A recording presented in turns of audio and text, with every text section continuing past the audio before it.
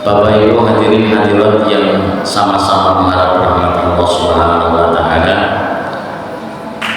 Pondasi segala amal kita adalah iman. Iman kita itulah yang akan menentukan diterima tidaknya amal. Karena tanpa iman, puasa yang kita lakukan tidak akan berguna sama sekali. Dan iman ini akan membuat perubahan pribadi kita masing-masing, keluarga kita, lingkungan kita, kampung kita, daerah kita, bahkan negara kita.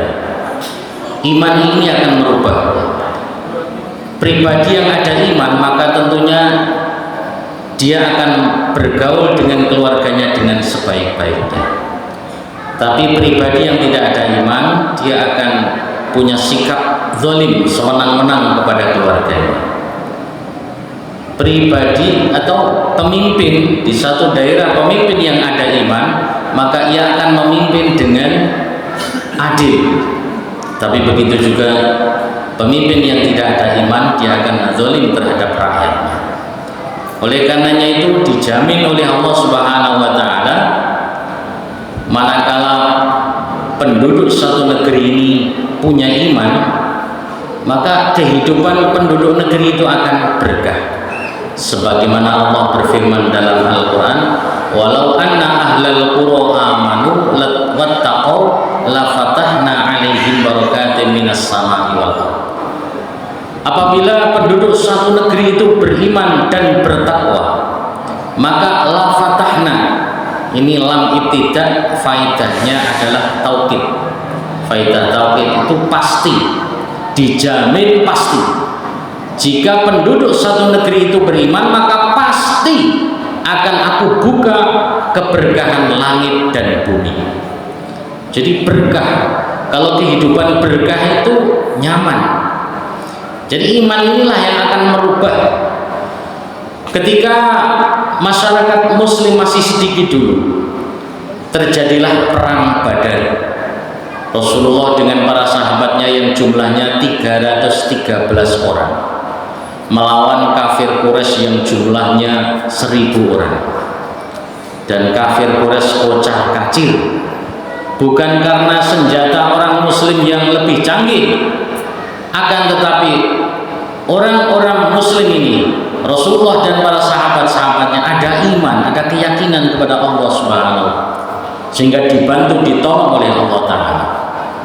Tapi ketika perang Hunain dengan pasukan yang begitu banyak umat Islam, setelah Fathu Makkah, pulang dari Fathu Makkah, ini sahabat-sahabat banyak yang merasa aman karena jumlah mereka besar, sehingga tidak mungkin kalah. Kalau sekarang yang biasanya jumlah kita sedikit aja menang, apalagi ini. Maka saat itulah Allah Subhanahu wa taala buat kocar kacir ini para sahabat, sehingga kemudian mereka menyesali, bertobat, kemudian Allah menangkan juga orang-orang Islam. Maka Islam ini akan jaya, Islam akan menang manakala iman kita kokoh, iman kita kuat. Kita lihat peperangan-peperangan selanjutnya.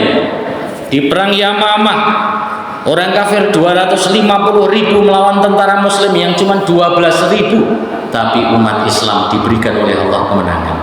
Maka penduduk negara, penduduk kampung ini akan dijamin keberkahannya oleh Allah manakala ada iman dan takwa di dalam hatinya.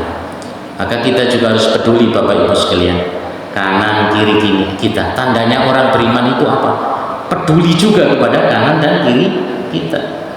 Saya sudah sholat, alhamdulillah. Tetangga saya nggak sholat, biarin aja, surga sendiri, neraka sendiri. Nah, ini imannya belum benar ini. Kalau kita punya keimanan yang benar itu, dia akan peka. Ibarat dunia kita berbagi, keselamatan akhirat pun kita berbagi gitu. Jangan selamat sendiri gitu. Biarlah tetangga kebakaran rumahnya, kita yang sebelahnya rumahnya walaupun nggak kebakaran, ini sangat berbahaya. Maka harus berusaha untuk memadamkan api yang sedang membakar di tetangga rumah kita ini, sehingga nanti tidak akan menjalar ke rumah kita.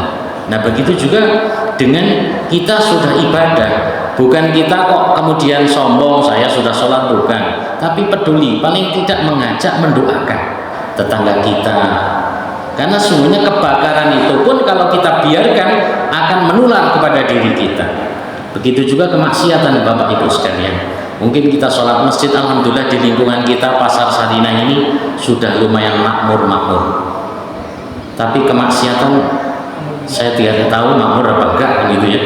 Nah ini yang kita khawatirkan sekali, karena sesungguhnya Rasulullah SAW bersabda, "Ma min qaumin yakunu fihim rajulun ya'malu bil ma'asi wa yaqdiruna ay yughayyiruhu wa la yughayyirunahu illa ammahumullahu bi'adzabin qabla ay yamutu." Tidak ada suatu kampung, suatu kaum penduduk yang di situ terdapat satu saja orang yang melakukan maksiat,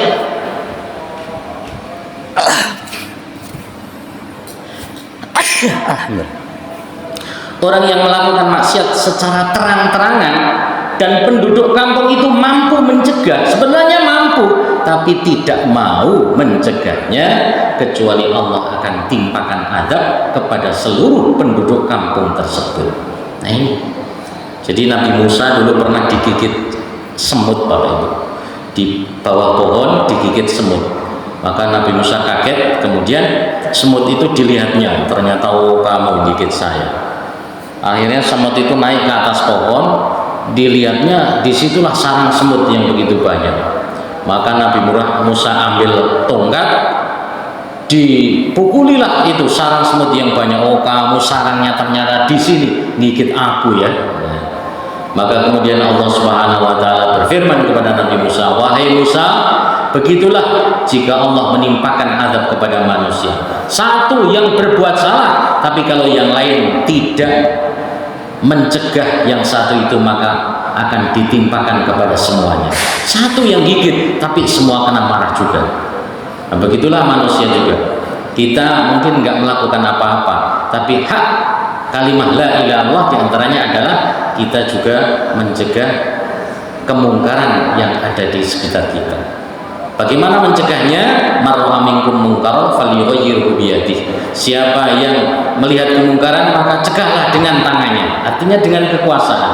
Kalau kita punya kekuasaan, dengan kekuasaan di rumah kita, bapak-bapak punya kekuasaan, bisa itu, "Dek, anakku, kalau kamu nggak salat awas."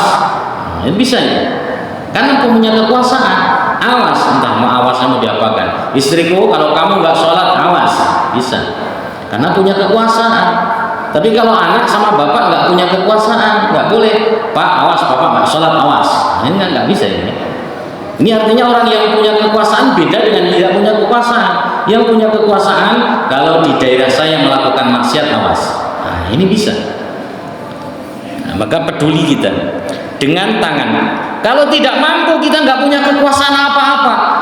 Wa mal illam yastati fa bilisani, dengan lisannya bicara. Kita bicara saja, Pak Kapolsek, ini di sana ini tolong banyak maksiat Pak. Dengan lisan. Kalau dengan lisan kita tidak mampu, maka dengan hati. Dengan hati artinya di dalam hati sedih kemaksiatan dilakukan. Bukan benci kepada pelaku maksiat Pak. Pelaku maksiat hendaknya kita sayangi. Kita sayang mereka itu melakukan maksiat itu karena belum terbuka hatinya saja. Kita sayang kepada mereka, bagaimana agar mereka berpisah dengan perbuatan maksiat itu. Jadi mereka kita sayangi, bukan kita benci. Ibaratnya penyakit, ibu sakit, bukan kita benci kepada ibu kita, tapi penyakit itu berpisah dengan ibu kita sehingga ibu kita selamat dari penyakit itu. Begitu juga penjudi, pemabuk, itu kita sayangi, tanamkan rasa sayang kepada mereka, kita sayangi mereka sehingga mereka berpisah dari perbuatan judi yang dilakukannya. Hendaknya seperti itu. Maka dengan hati, kalau kita mau mampu dengan lisan, dengan hati. Dengan hati bagaimana? Setidak-tidaknya kita benci dengan maksiat itu, tapi bukan kepada pelaku maksiatnya, tapi kepada maksiat itu. Ya Allah, hindarkan kita dari kemaksiatan. Bapak Ibu sekalian, kita kembali kepada yang pertama tadi, bahwa insya Allah kampung kita, daerah kita akan menjadi kampung yang diridhoi Allah, menjadi kampung yang baldatun thayyibatun wa rabbun ghafur, manakala penduduk kampung itu beriman dan bertakwa. Insyaallah mudah-mudahan kita niatkan, kita senantiasa berusaha untuk meningkatkan keimanan dan ketakwaan kita kepada Allah Subhanahu wa taala. Mudah-mudahan Allah berikan petunjuk kepada kita sehingga kita mati dalam keadaan husnul khotimah, amin ya rabbal alamin.